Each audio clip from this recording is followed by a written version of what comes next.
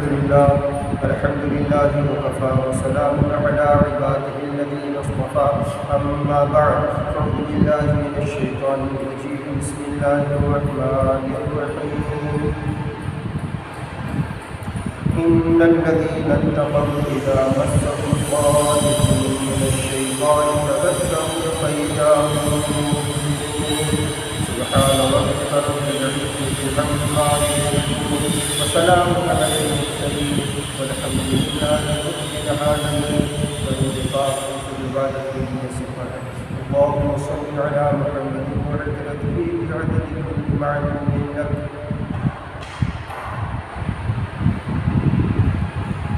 میں اپنے پیر و مرشد حضرت خواجہ مفتی محمد حنیف صاحب رحمۃ اللہ علیہ کی کتاب سے ایک باتیں بتاتا ہوں، پھر آگے باتیں لے چلتا ہوں۔ ہمارے پیر و مرشد حضرت خواجہ مفتی محمد حنیف صاحب رحمۃ اللہ علیہ کی بہت سی تصانیف ہیں، جیسے خلاص نیت ہے، اسی میں سے شیطانی دھوکے۔ تو اس شیطانی دھوکے میں حضرت مقدمہ میں کیا فرماتے ہیں دیکھیں، یہ سمجھ لو کہ سعادت کی کنجی صحیح سمجھ وہ فہم ہے، بیداری سعادت کی کنجی، خوش بختی کی علامت یہ ہے کہ انسان بیدار ہو جائے، غفلت چھوڑ دے۔ اور آگے فرماتے ہیں بدبختی و شقاوت کا سر چشمہ دھوکہ کھا جانا اور موقع کی بات سے غفلت ہے، موقع کی بات سے غفلت ہے۔ موقع ہے، جماعت کھڑی ہے، یہاں غفلت کر رہا ہے، گراہک دیکھ رہا ہے، کوئی دوست آ گیا اس کی مہمان نوازی دلا، یہ بھی غفلت ہے۔ اللہ و نبی کی محبت اس قدر ہمارے دل و دماغ پر چھا جائے کہ غفلت یہاں سے نکل جائے۔ اور آگے سنیے حضرت کی بہت بڑی بات، اللہ پاک حضرت کا فیض قیامت تک جاری و ساری کر دے۔ یوں ہی خواجہ میں نہیں کہتا، حقیقت میں یہ خواجہ تھے، اور خواجہ کا معنی و مطلب ذرا پتہ لگا۔ خواجہ کہتے کسے ہیں؟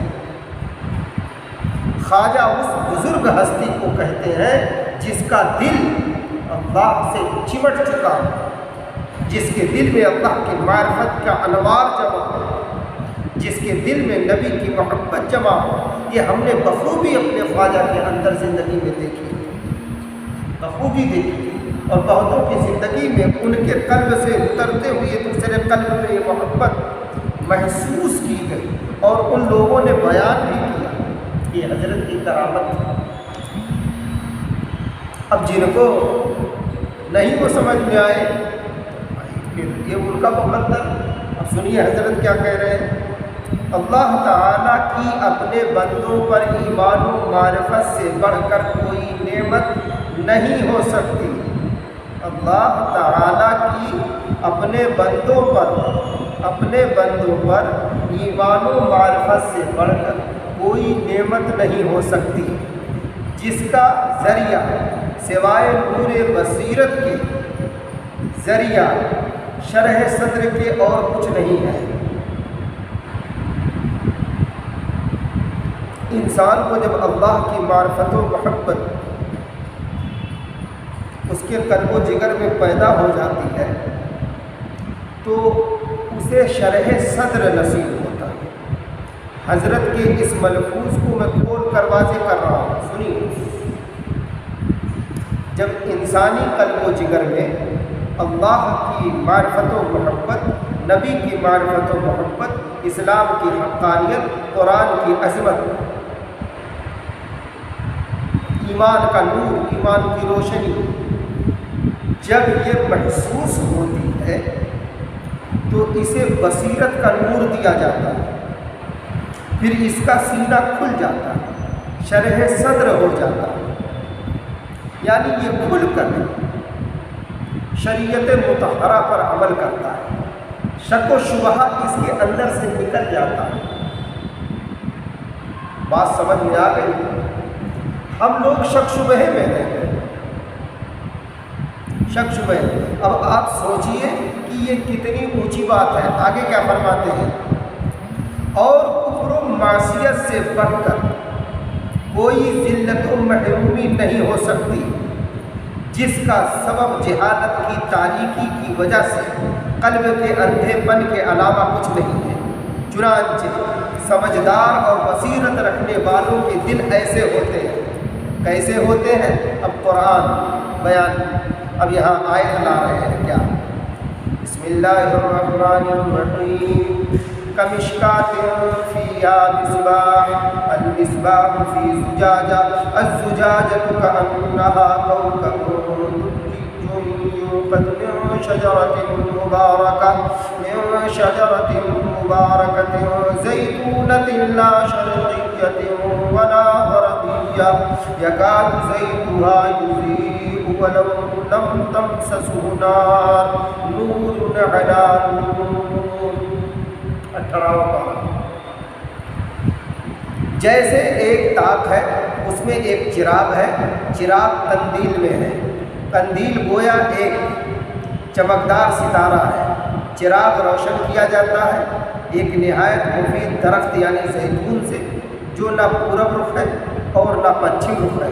ایسا معلوم ہوتا ہے کہ خود بخود جل اٹھے گا، اگرچہ آگ اسے نہ بھی چھوئی، نور ہی نور ہے۔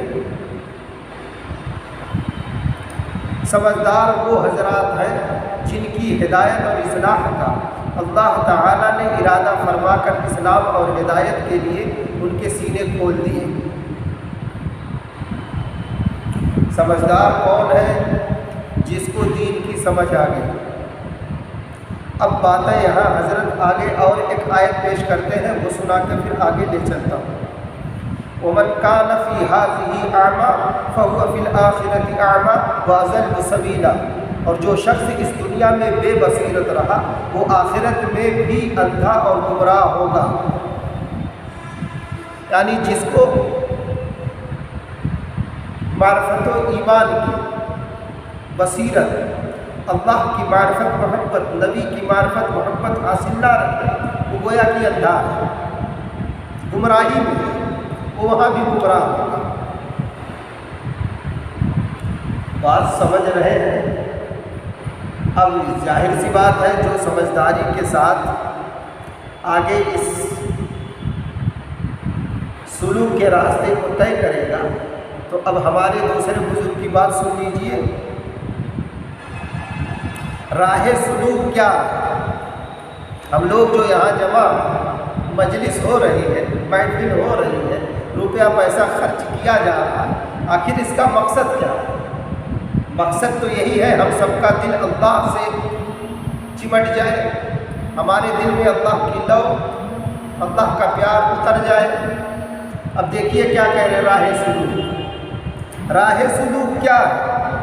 اس کے طے کرنے کا اندازہ کیا ہونا چاہیے اور اس کے لیے کس سامان اور کس تیاری کی ضرورت ہے؟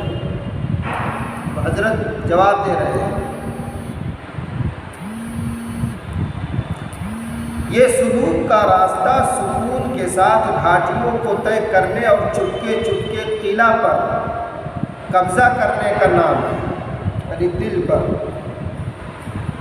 شیطان اور نفس کے مکر و فریب سے چپکے چپکے بچو، علاج پوچھتے رہو۔ آگے کیا فرما رہے ہیں کہ اب مجاہدے پر اتار رہے ہیں۔ مغرب کے وقت سے چاشت تک صف آرائی کرنی ہے، کبھی ذکر ہے، کبھی تلاوت ہے، کبھی آہو بکا ہے، کبھی فکر و مراقبہ ہے، 2 گھڑی دن کے بعد دنیا والوں کے ساتھ کام پہ لگ جانا ہے۔ نفس کی شرارت کو کچلنے کے لیے روزہ وغیرہ دریا پاس میں رہنا چاہیے، کھانا پینا بقدر ضرورت ہونا چاہیے، جس طرح دوا بقدر ضرورت استعمال کی جاتی ہے، ذکر و فکر مراقبہ کی کثرت ہونی چاہیے، جس طرح غذا کی کثرت کی جاتی ہے۔ خاک میں ملنا ہے، اپنے کو نیست و نابود کرنا اس زمین کی یہی تو پاشی ہے۔ اللہ تعالیٰ توفیق عطا فرمائے۔ اب حوصلہ اور اعتماد علی اللہ۔ سالک راہ طریقت کو ہمیشہ ہمت عالی،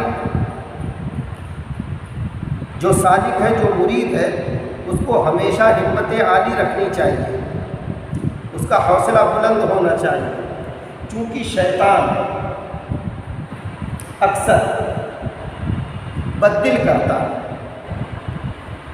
بددل ہمت توڑواتا ہے کہ پتہ نہیں کب تک۔ یاد رکھیں، پابند محبت کبھی آزاد نہیں، اس قید کی اے دوست کوئی میعاد نہیں، یہ ہمیشہ یاد رکھیں۔ جس قدر اللہ پر اعتماد اور توکل ہوگا اور اپنے نفس کی نفی ہوگی، حوصلہ اتنا ہی بلند ہوگا۔ یہ حضرت کا مشورہ۔ جس قدر اللہ پر اعتماد اور توکل ہوگا اور اپنے نفس کی نفی ہوگی، حوصلہ اتنا ہی بلند ہوگا، اور انسان کو اس کے تابع کتنا عروج حاصل ہوگا، اس کی خبر شاید کرامن کاتبین کو بھی نہ ہو، اس کی خبر شاید کرامن کاتبین کو بھی نہ ہو۔ جب ہم اور آپ نفس و شیطان کے دھوکے سے بچتے ہوئے راہ مولا میں اپنا قدم جب رکھیں گے، اور جب ہمیں آپ کو عروج نصیب ہوگا تقویٰ و طہارت کی برکت سے، جب اللہ پاک ہمیں آپ کو اپنا قرب نصیب کریں گے، تو ظاہر سی بات ہے کبھی کبھی یہ قرب بندہ اور معبود کے درمیان اس درجہ کو پہنچتا ہے کہ کرامن کاتبین کو بھی خبر نہیں ہوتی۔ اسی لیے خواجہ مجذوب علیہ رحمہ فرماتے ہیں، کیا ہم تم ہی ہے آگاہ بس اس ربط خفی سے۔ سبحان اللہ۔ ہم تم ہی ہے آگاہ بس اس ربط خفی سے، معلوم کسی اور کو یہ راز نہیں۔ اب دو ایک باتیں سوچتا ہوں اور ان کی حضرت کی سنا کے پھر بات۔ رسائی کا سامان، اللہ تک پہنچنے کا سامان بیان فرما رہے ہیں کہ کیا ہے۔ دیکھیے، اللہ رب العزت نے آپ کو نازک قلب عطا کیا ہے، رقیق القلب بنایا ہے آپ کو۔ یہ نصیحت کر رہے ہیں اپنے مرید کو۔ جلد سے جلد متاثر ہو جاتا ہے، اچھی بات ہے، حضرت کہہ رہے ہیں اچھی بات ہے۔ آگے کیا کہہ رہے ہیں؟ دل کی جلوہ گاہ میں کیا کیا رونمائیاں ہوتی ہیں، دیکھنے والے دیکھتے ہیں اور حسرت و یاس سے دیکھتے ہی رہ جاتے ہیں۔ یہاں فراق کا نام وصل ہے، بعد کا نام قرب، یا قرب کو وصال کہتے ہیں اور وصال کو بحال۔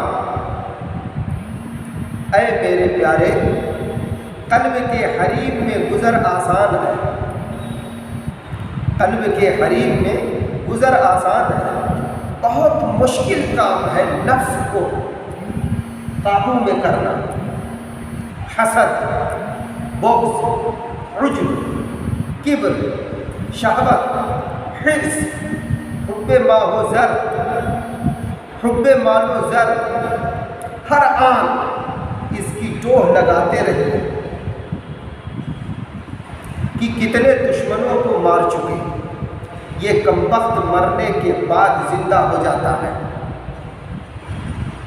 یہ کمبخت مرنے کے بعد بھی نفس زندہ ہو جاتا ہے۔ اسی لیے اللہ والے کہتے ہیں، بھروسہ کچھ نہیں اس نفس امارہ کا اے زاہد، فرشتہ بھی یہ ہو جائے تو اس سے بدگمان رہنا۔ اگر یہ فرشتہ صفت بھی ہو جائے تو اس سے بدگمانی رکھنی ہے کہ میرا نفس ٹھیک نہیں ہے، خوب سے خوب ٹھیک اسے کرنا ہے انشاءاللہ۔ آگے حضرت کرے کیا ہمارے اللہ ہمارے اکابرین پر راز کھولے ہوئے تھے نفس شیطان کے مکر و فریب کے، ذرا دیکھیے، اور قلبی دنیا کہ دیکھیے یہ کتنی بڑی جانکاری لیے ہوئے تھے۔ یہ کمبخت مرنے کے بعد زندہ ہو جاتا ہے، اس کو کچل دینا خاص فضل الہی ہی سے ہو سکتا ہے۔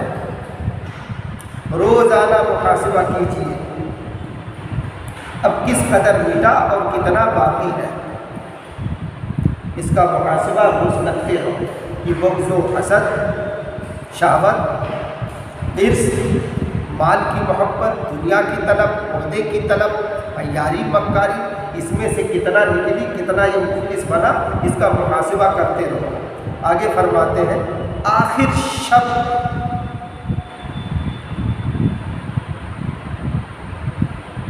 آخر شب یعنی تہجد کے وقت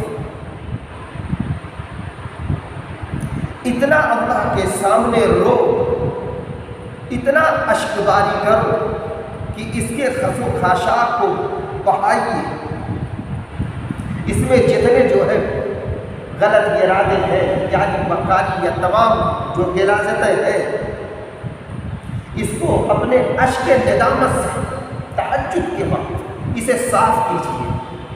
قلب کے انوار حقیقی اس کی فنائیت پر منحصر ہے، وساوس و خطرات کے گرد و غبار اس کے آلودہ ہے۔ جب 2-4 گھنٹہ تک دل حریم محبوب کی جب 2-4 گھنٹہ تک دل حریم محبوب کی سیر سے نہ گھبرائے تو سمجھیے کہ رسائی کا سامان ہو رہا ہے۔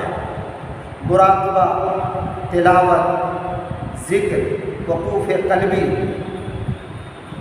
یہ اسلحے ہیں۔ طالب کو سر بکف کفن بردوش ہونا چاہیے۔ اتنی ساری باتیں ہم نے اپنے بڑوں کی کتابوں سے پڑھ کر آپ حضرات کو سنائی۔ اب ذرا ہم لوگ تھوڑا سا اپنا جائزہ لیں۔ جب قلب میں انوار حقیقی، اللہ کی معرفت و محبت، نبی کی معرفت و محبت، قرآن کی عظمت، اسلام کی حقانیت جب یہ روشن ہوگا تو ہم کو اور آپ کو اللہ کا قرب محسوس ہوگا، دوستی بڑھتی ہوئی نظر آئے گی۔ پھر شیطان چوطرفہ حملے کرے گا، اور جب حملہ کرتا تو پھر بندہ احساس کرنے لگتا ہے۔ کون سا بندہ؟ جس کو انوار حقیقی قلب کے نصیب ہے، معرفت و محبت اللہ کی نصیب ہے، بصیرت نصیب ہے، وہ فوراً محسوس کرتا ہے کہ مجھ پر شیطان اٹیک کر رہا ہے، جیسا کہ پہلے بھی اٹیک ہوا، اور ہم نے بہت مرتبہ یہ بیان کیا ہے کہ ہمارے نوجوانوں پر خصوصاً شیطان زیادہ اٹیک کرتا ہے، زیادہ حملے کرتا ہے۔ پھر جب حملے کرتا ہے تو اللہ پاک اس کو خود بیان فرما رہے ہیں۔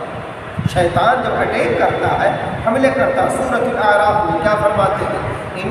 جو میں نے خطبے میں پڑھی ہے، ان الذین اتقوا اذا مسهم طائف من الشیطان، بے شک جو لوگ متقی ہیں، پرہیزگار ہیں، نیکوکار ہیں، خدا پرست ہیں، جب شیطان انہیں بہکاتا ہے، ان پر ڈورے ڈالتا ہے، جب انہیں ٹچ کرتا ہے، اٹیک کرتا ہے اوپر، تو پھر وہ کیا کرتے ہیں؟ طائف من الشیطان تذکروا، پھر وہ اللہ کی یاد کرتے ہیں، اللہ کو یاد کرتے ہیں، اللہ کی طرف اپنا دھیان لے جاتے ہیں، اور پھر جیسے اللہ پاک کو یاد کرتے ہیں ہوتا کیا ہے؟ فَإِذَا هُمْ مُبْصِرُونَ، فوراً ان کی آنکھیں کھل جاتی ہیں، گویا کہ ان کو سمجھ آ جاتی ہے، گویا کہ ان کو پھر نیک عمل کی اور توفیق ملتی، اسی فکر کی وجہ سے۔ اب ہم لوگوں پر جب اٹیک ہوتا ہے تو ہم لوگ اللہ پاک کی طرف دھیان اپنا لے جاتے ہیں کہ نہیں، یہ غور کرنا ہے، یہ آج کی مجلس میں یہ غور کرنا ہے۔ اب سنیے ایک نوجوان کا قصہ، بڑا عجیب و غریب اور دل کو دہلا دینے والا، کہ جب اس پر شیطان شیطانی اٹیک ہوا، جب شیطان نے حملہ کیا تو اللہ پاک کو کیسے یاد کیا، پھر اللہ پاک نے اسے کیا مقام دیا۔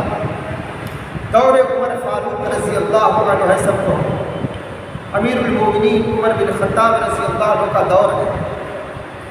ایک نوجوان بڑا خوبصورت، بڑا متقی، پرہیزگار ان کے دور میں،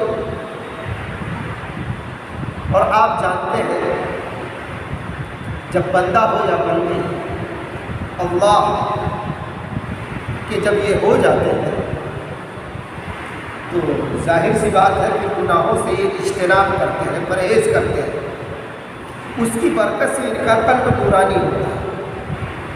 پھر جب قلب منور ہو جاتا ہے، مجلہ مصفا ہو جاتا ہے، تو اس کے انوار بھی چہرے پر نمایاں طور پر ظاہر ہوتے ہیں، اور جب چہرہ نورانی ہو جاتا ہے تو جاذب نظر ہو جاتا ہے، پرکشش ہو جاتا ہے، جو دیکھتا ہے بس کھنچ جاتا ہے۔ جیسے موسیٰ علیہ السلام کے بارے میں قرآن نے بیان کیا، وَأَلْقَيْتُ عَلَيْكَ مَحَبَّةً مِّنِّي وَلِتُصْنَعَ عَلَىٰ عَيْنِي، جو نگاہیں دیکھتی تھی بس کھنچ جاتی تھی، یہاں تک کہ فرعون جیسا ظالم بھی نرم پڑ گیا آپ کا چہرہ مبارک دیکھ کر۔ بہرحال باتیں دوسری طرف جا رہی ہیں، تو اس نوجوان کا بھی کچھ چہرہ اللہ رب العزت نے ایسا ہی بنایا تھا، پرکشش تھا، جاذب نظر تھا۔ یہ جس راستے سے آتا جاتا تھا مسجد، اس راستے میں ایک عورت کا مکان تھا، اکثر اس پر اس کی نگاہیں پڑتی تھیں، اس کی نیت بگڑ گئی، وہ بھی مسلمان، شیطان اس پر قابو پا گیا۔ یہ ایک مسئلہ پوچھنے کے بہانے، دین کی بات پوچھنے کے بہانے ایک دن راستے میں کھڑی، عشاء کے بعد اس نے بلایا اس کو، یہ ایک مسئلہ پوچھنا ہے، بتا دو۔ نوجوان نے کہا بتائیں کیا پوچھنا ہے؟ اس نے کہا یہاں اندھیرا ہے، اچھی بات نہیں ہے، پاس میں میرا گھر ہے، آئیے وہیں بیٹھ کے بات کر لیتے ہیں۔ اندر چلا گیا، اور جیسے گیا اس نے اپنے گھر کا دروازہ اپنی خادمہ سے بند کرا دیا، اور جب دروازہ بند ہوا تو اس کی نیت چونکہ پہلے سے خراب تھی، بدنیت ہو چکی تھی، شیطان اس کے نفس پر قابو پا چکا تھا۔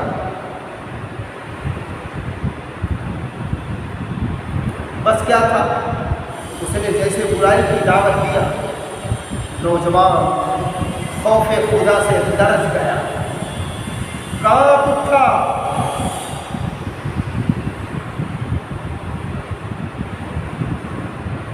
اللہ کا خوف اس میں سمایا ہوا تھا۔ وہ سمجھ گیا کہ یہ شیطان ہے جو مجھے میرے اللہ سے دور کر رہی ہے۔ فوراً اس کو یہ آیت کریمہ یاد آ گئی، ان الذین اتقوا اذا مسهم طائف من الشیطان تذکروا فاذا هم مبصرون، تذکروا، فوراً رب کو یاد کیا، فوراً ذکر کیا، اس کی آنکھیں کھل گئی، یہاں تک لکھا ہے وہ بے ہوش ہو گیا۔ جب بے ہوش ہو گیا تو عورت گھبرا گئی، اس نے اپنے خادمہ کی مدد سے اس کو اس کے گھر پر لے جا کے چھوڑا، اور جب دروازے پر چھوڑی تو دروازہ ہٹا دیا تاکہ اس کے باپ کو پتہ چل جائے، چونکہ یہ اپنے باپ کا اکلوتا تھا، باپ تھا اور یہ تھا، بس اس کے گھر میں اور کوئی نہیں، دو ہی گھر کے ممبر تھے۔ دروازہ کھٹا دیا، باپ چراغ لے کے نکلا، اس وقت تو یہ ٹارچ وغیرہ تھی نہیں، لے کے نکلا، دروازہ کھولا تو کیا دیکھتا ہے بیٹا؟ دیکھا بے ہوش ہے، اہل محلہ کو بلایا، سب لوگ آئے، منہ پر پانی کا چھینٹا دیا گیا، ہوش آیا، پوچھا بیٹا کیا بات ہے؟ تو بیٹے نے پوری رودات سنانی شروع کر دی۔ تو والد ماجد نے کہا کہ بیٹا آخر وہ کون سی قرآن کی آیت تھی؟ تو اس وقت تو پڑھا تو تیرے بدن پر اتنا لرزہ اور اتنا خوف خدا تیرے دل میں سمایا کہ تو بے ہوش ہو گیا. تو اس نے پھر یہ آیت کریمہ پڑھ کے سنائی، ان الذین اتقوا اذا مسهم طائف من الشیطان تذکروا فاذا هم مبصرون. اتنا پڑھنا تھا وہ نوجوان پھر بے ہوش ہو گیا. اب جب اسے ہلایا جا رہا ہے تو لکھا ہے اس کی روح اسی وقت پرواز کر چکی تھی. انا للہ و انا الیہ راجعون. رات ہی میں اس کے والد نے اس کے کفن دفن کا انتظام کر دیا. چونکہ یہ نوجوان حضرت عمر رضی اللہ عنہ کے یہاں بار بار آتا جاتا تھا، ان کی مجلس میں بھی رہتا تھا، اس لیے اس نوجوان کو جب اپنی مجلس میں وہ نہیں پائے تو انہیں فکر ہوئی، حال دریافت کیا، پتہ یہ چلا کہ نوجوان رات میں انتقال کر گیا. تو آپ اپنے چند ساتھیوں کے ساتھ اس کے گھر پر آئے، اس کے باپ سے، اس کے والد ماجد سے اس کا حال احوال دریافت کیا.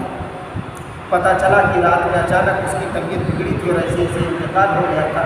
تو امیر المومنین عمر بن خطاب رضی اللہ عنہ نے کہا کہ آپ نے مجھے اطلاع نہیں، کہا رات کافی ہو چکی تھی، مناسب نہیں سمجھا. آپ نے کہا ٹھیک ہے کوئی بات نہیں، آپ ایسا کریے مجھ کو اس کے قبر پر لے چلیں. اب یہاں نوجوان کے غور کریں گے، اسی لیے کہتا ہوں اسی خاکی پہ مت کر خاک اپنی زندگانی کو، اسی خاکی پہ مت کر خاک اپنی زندگانی کو.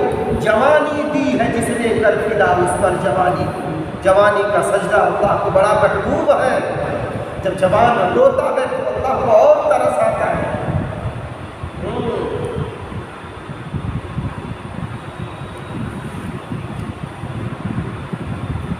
نوجوان جب توبہ کرتا ہے جب اللہ کا حبیب ہو جاتا ہے. بہرحال روایات بہت یاد آ رہی ہیں، بات ابھی دوسری طرف چلی جائے گی اور بات لمبی ہو جائے گی. ہاں تو سنیے، انہوں نے کہا حضرت عمر رضی اللہ عنہ نے کہ قبر پر لے چلو، تو لے گئے. تو انہوں نے کچھ تعریفی جملے اس نوجوان کے متعلق کہے. اتنے میں قبر کے اندر سے آواز آئی. غور کرنا، یہ وہ نوجوان تھا جس نے اللہ کو دل دے دیا تھا، نبی کو دل دے دیا تھا، قرآن کی عظمت اور اسلام کی حقانیت اس میں سما گئی تھی. من کان للہ کان اللہ لہ، ارے جو اللہ کا ہو جاتا اللہ اس کے ہو جاتے ہیں. ہم اور آپ بھی اپنے اللہ کے بن جائیں، پھر اللہ ہمارے ہو جائیں گے. دیکھو اس نوجوان کو کیا مقام ملا. قبر کے اندر سے آواز آ رہی ہے کہ امیر المومنین عمر بن خطاب رضی اللہ عنہ سنیے، میرے اللہ نے مجھے ڈبل باغ عطا کیے ہیں جنت کے. وَلِمَنْ خَافَ مَقَامَ رَبِّهِ جَنَّتَانِ. چونکہ یہ خوف خدا میں زندگی بسر کر رہا تھا، اللہ سے ڈرتے ہوئے زندگی گزار رہا تھا، تو قرآن سورہ رحمان میں اللہ پاک فرما رہا ہے وَلِمَنْ خَافَ مَقَامَ رَبِّهِ جَنَّتَانِ. جو اپنے رب کے سامنے کھڑے ہونے سے ڈر گیا اسے اللہ ڈبل باغ عطا کریں گے، ڈبل جنت. اب سنیے مقام رب کیا ہے. وَلِمَنْ خَافَ مَقَامَ رَبِّهِ قرآن نے کہا. اکثر مفسرین نے لکھا ہے مقام رب سے مراد رب کے سامنے کھڑے ہونے سے مراد کل قیامت کے دن ہے. یعنی جب بندہ یہ سوچتا ہے کہ کل مجھے میرے رب کے سامنے پیش ہونا ہے، حساب کتاب دینا ہے، اپنی زندگی کیسے گزارے ہو جب وہاں بتانا ہے چل کے، تو پھر میں غفلت والی زندگی کیوں گزاروں. جو یہ سوچ کر ڈر گیا کہ مجھے میرے رب کو حساب دینا ہے تو اس کے لیے ڈبل باغ ہے، ڈبل باغ. اب ہم آپ اپنے اللہ سے ڈر کر زندگی گزار رہے ہیں کہ نہیں؟ ہمارے اندر خوف خدا ہے کہ نہیں؟ ہمارے اندر اللہ کی معرفت محبت ہے کہ نہیں؟ یہ ہم آپ اپنے بارے میں فیصلہ کریں. راہ سلوک جب ہم آپ بیعت ہو گئے، شیخ کو پکڑ لیے، اپنا مربی بنا لیے ہیں، اب اس سے علاج پوچھیں۔ نماز میں اگر جی نہیں لگتا تو علاج پوچھیں، طبیعت تلاوت میں نہیں چلتی علاج پوچھیں، ماں باپ کا چہرہ اچھا نہیں لگتا علاج پوچھیں، بیوی کا چہرہ اچھا نہیں لگتا علاج پوچھیں، مسجد میں طبیعت نہیں لگتی بیماری ہے علاج پوچھیں۔ جب ذکر میں ہم بیٹھتے ہیں، مراقبے میں بیٹھتے ہیں، ہمیں گھبراہٹ ہوتی، تاہٹ ہوتی ہے، یہ بیماری ہے علاج پوچھیں۔ ہم گناہ چھوڑنا چاہتے ہیں، ہمارے اندر ہمت نہیں پیدا ہوتی ہے، علاج پوچھیے، علاج۔ صحبت اہل اللہ سے گناہ چھوڑنے کی استعداد پیدا ہوتی ہے، ہمت پیدا ہوتی ہے، تبھی تو اللہ پاک کہتے ہیں یا ایھا الذین آمنوا اتقوا اللہ وکونوا مع الصادقین، اے ایمان والو تقوی اختیار کرو، یعنی خوف خدا اختیار کرو، اللہ سے ڈرو، متقی بن جاؤ، پرہیزگار بن جاؤ، اور وکونوا مع الصادقین، اور سچوں کے ساتھ رہو، اہل اللہ کے ساتھ رہو۔ ملا علی قاری رحمۃ اللہ علیہ اس کی تفسیر میں فرماتے ہیں، پوچھا گیا کتنی دیر اہل اللہ کے ساتھ رہے؟ 1 دن 2 دن 40 دن 21 دن، کتنے دن تک رہے؟ تو آپ نے فرمایا خالدوہم لتکونوا مثلہم، تم اہل اللہ کے ساتھ اتنا رہو کہ انہی کے مثل ہو جاؤ۔ تو ہم لوگ کتنا رہ رہے ہیں، ذرا اپنے بارے میں غور کریں۔ اسی لیے حضرت مولانا حکیم اختر صاحب رحمۃ اللہ علیہ کہتے ہیں صحبت مرشد سے نسبت تو عطا ہوگی مگر اجتناب معصیت ہو، ذکر کا تکرار ہو۔ ہاں، ذکر جو شیخ نے بتایا ہے اس کی پابندی کی جائے، جیسا کہ میں اکثر بتاتا ہوں، سبحان اللہ 100 مرتبہ، الحمدللہ 100 مرتبہ، لا الہ الا اللہ، لا الہ الا اللہ 100 مرتبہ، اور اللہ اکبر 100 مرتبہ، ٹھیک ہے؟ استغفار 1 تصویر، درود پاک کم سے کم 1 تصویر، براءۃ من النار براءۃ من النفاق، 2 پروانے 100 مرتبہ درود پڑھنے والے کو ملتے ہیں، جہنم سے بری کر دیا جاتا ہے، اور نفاق سے۔ نفاق کا ترجمہ ہمارے پیر و مرشد حضرت خواجہ مفتی محمد حنیف صاحب رحمۃ اللہ علیہ کے پیر و مرشد اپنے تالیفات میں لکھتے ہیں، مسلم الامت کے اندر حضرت مولانا وسیع اللہ صاحب سب کو رحمۃ اللہ علیہ نفاق کا ترجمہ لکھتے ہیں کھوٹ۔ انسان کے اندر جو کھوٹ ہے، جو کمی ہے، اس سے انسان جو ہے نجات پا جاتا ہے۔ تو ظاہر سی بات ہے، جب کھوٹ اور کمی ہماری دور ہو جائے گی، انشاءاللہ ہمارا آپ کا شمار بھی متقیوں میں ہو جائے گا۔ اس لیے ہم اور آپ اپنے اندر ایمانی قوت پیدا کریں، ایمانی قوت پیدا کریں۔ سنیے ایک ملفوظ حضرت تھانوی رحمۃ اللہ علیہ کا، سنا کے بعد پھر مکمل کرتا ہوں۔ حضرت تھانوی رحمۃ اللہ علیہ کیا فرماتے ہیں؟ ان سے پوچھا گیا کہ اس وقت مسلمان آخر کمزور کیوں نظر آ رہے ہیں، کمزور کیوں، بے بس، لاچار کیوں نظر آ رہے ہیں؟ اور یہ بیان لگ بھگ بیان میں 1350 میں لگ بھگ یہ انہوں نے بیان کیا تھا، ہجری 1350 ہجری، اس وقت 1443 چل رہے ہیں، لگ بھگ 93 سال پہلے۔ پوچھا جا رہا ہے اسی میڈیا کے اندر کہ مسلمان آخر کمزور اور بے بس کیوں؟ تو آپ کیا جواب دے رہے ہیں؟ سنیے حضرت تھانوی رحمۃ اللہ علیہ کا ملفوظ، اس وقت مسلمان جو کمزور نظر آتے ہیں اور دب گئے ہیں، اس کا ایک قوی سبب افلاس بھی ہے، اس کا ایک قوی سبب افلاس بھی ہے، جس نے سب کے سامنے جھکا دیا، اور پہلے بزرگوں پر قیاس نہیں کرنا چاہیے کہ وہ بھی تو افلاس میں تھے، وہ بھی تو غربت میں تھے۔ ہاں، اب اس کا جواب خود حضرت دے رہے ہیں، اس کا جواب حضرت دے رہے ہیں۔ کیا فرما رہے ہیں؟ ان میں قوت ایمانیہ تھی، ان کا رشتہ اللہ سے مضبوط تھا، نبی سے مضبوط تھا، دین پر وہ مستقیم تھے، جمے ہوئے تھے۔ اور آگے فرما رہے ہیں جب دین پر جمے ہوئے تھے، ان میں قوت ایمانیہ تھی، تو وہ افلاس سے پریشان نہ ہوتے تھے، اسی لیے وہ غربت سے پریشان نہیں تھے نا۔ اور اس وقت دین کی قوت مسلمانوں میں ہے نہیں، سبحان اللہ، کیا فرما، یہ 93 سال پہلے فرما رہے ہیں اپنے ہی ملک کے مسلمانوں کے بارے میں۔ اب ذرا اندازہ کیجئے، اور اس وقت دین کی قوت مسلمانوں میں ہے نہیں۔ دین کی قوت سے مراد یعنی اللہ سے ربط ضبط جیسا مضبوط ہونا چاہیے، اسلام سے جیسا چمٹنا چاہیے، قرآن کی تعلیم پر، نبی کی تعلیمات پر جیسا عمل پیرا ہونا چاہیے، مسلمان کمزور ہے۔ اس وقت دین کی قوت مسلمانوں میں ہے نہیں، اور اگر مال کی بھی نہ ہو تو سوائے ذلت کے کیا ہو؟ آگے پوچھا گیا اس کا سبب کیا ہے؟ افلاس کا۔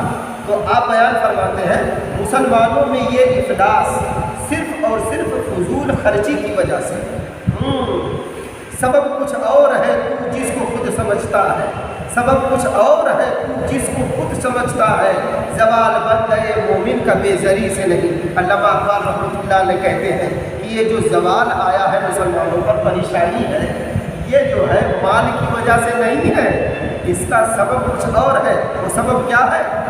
جہاں میں جوہر اگر کوئی آشکار ہوا، جہاں میں جوہر اگر کوئی آشکار ہوا، قلندری سے ہوا ہے، تمنگری سے نہیں، اللہ والوں کی برکت سے ہوا ہے، نیکوکاری کی برکت سے ہوا ہے۔ جو کچھ بھی جنگیں فتح کی گئی ہیں دشمنوں سے، جو کچھ وہ قلندری سے، بزرگی سے، ولایت سے، اللہ سے ربط ضبط مضبوط کرنے کی وجہ سے، نہ مالداری کی وجہ سے۔ حضرت عمر رضی اللہ عنہ کے دور کا ایک قصہ بیان کر کے بات ختم کرتا ہوں، وہ مکمل کرتا ہوں، سنیے۔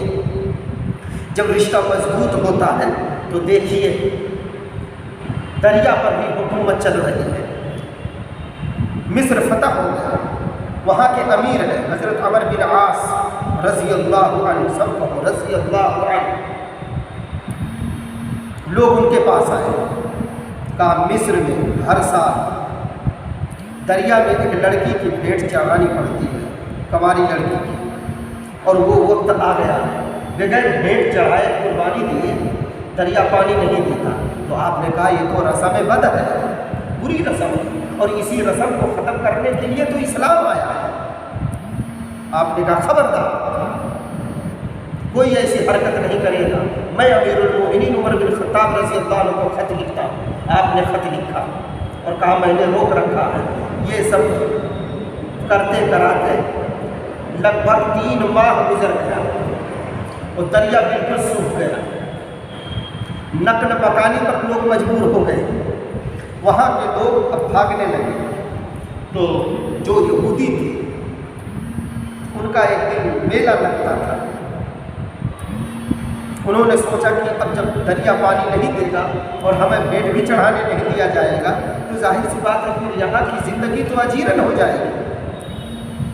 جب یہاں خط پہنچا تو آپ نے بہت شاباشی دی، کس کو؟ حضرت عمر بن عاص رضی اللہ عنہ، بہت اچھا کیا آپ نے جو اس بری رسم پر عمل نہیں کرنے دیا۔ سنو ایک خط وہ لکھتے ہیں، بسم اللہ الرحمن الرحیم، اے دریا اگر تو اپنی مرضی سے بہتا ہے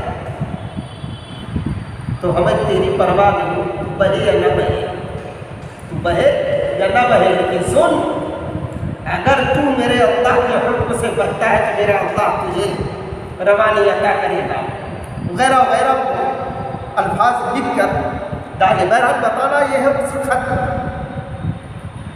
وہ خط لے کر حضرت عمر بن عاص رضی اللہ عنہ جس وقت دریا میں ڈالنے چلے تو دشمنان اسلام تمسخر کر رہے تھے کہ دریا کے نام خط لکھا جا رہا ہے، دریا کے نام خط، چونکہ ان کی نگاہ خط پر تھی اور جس کی تحریر تھی اس کی نگاہ تو اللہ پر تھی۔ ان الارض للہ، زمین اللہ کی ہے، یورثھا من یشاء من عبادہ، اپنے بندوں میں سے جس کو چاہتا ہے اس کا وارث بناتا ہے، والعاقبۃ للمتقین، اور آخرت تو متقیوں کے لیے ہے۔ یہاں بھی کامیابی وہاں بھی کامیابی ہے متقیوں کی انشاءاللہ۔ دیکھو جب اللہ سے ربط ضبط تھا، جب اللہ سے رشتہ مضبوط تھا، تو دیکھو جب اللہ کی یہ ہو گئے تو جب اللہ پاک کیسے فیصلے کر رہے ہیں۔ بس شام کو خط ڈالا گیا، تاریخ میں لکھا ہے کہ صبح میں دیکھا وہی دریا 16 ہاتھ چڑھ کے بہ رہا تھا، سبحان اللہ۔ تو جب بندہ اپنے اندر خوف خدا پیدا کر لیتا ہے اللہ سے ڈر کر زندگی گزارنے لگتا ہے، پرہیزگاری والی نیکوکاری والی زندگی جب یہ اپنا لیتا ہے تو اللہ پاک ایسے بندوں کا ساتھ دیتے ہیں۔ قرآن کہتا ہے ان اللہ مع الذین اتقوا والذین هم محسنون، بے شک اللہ اس کے ساتھ ہے جو متقی ہے، جو نیکوکار ہے، جو پرہیزگار ہے، جو خوف خدا رکھتا ہے، والذین هم محسنون، اور جو لوگ نیکی کرتے ہیں، جو لوگ اچھائی اپناتے ہیں، ان کے ساتھ اللہ ہے۔ دعا فرمائیے اللہ پاک ہم سب کو کہنے سننے سے زیادہ عمل کی توفیق عطا فرمائے اور ہم سب کو متقی بنائے۔ وما علینا الا البلاغ۔